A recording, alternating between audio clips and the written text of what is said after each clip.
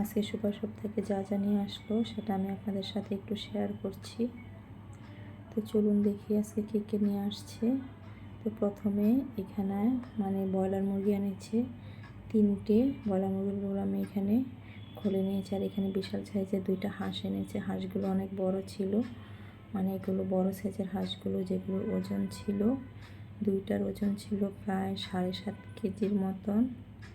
হাঁসগুলো অনেক বেশি বড় ছিল। আর এখানে দেখি কি এনেছে, এখানে দেশি মুরগি আছে 4টে। মুরগিগুলো সুপার শপ থেকে আনা। এখন এগুলো আমি প্যাকেটিং করে নেব। তো এখানে আমি সবগুলো প্যাকেটিং করে নিয়েছি। এখন এগুলো আমি ফ্রিজে।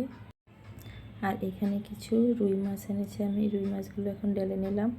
আর এগুলো আইস ফেলে একটু লম্বা লম্বা পিস দিয়ে এনেছে, এগুলো আমি বাসায় টুকরো করবো। আর এখানে কাতল মাছ আছে অনেকগুলো।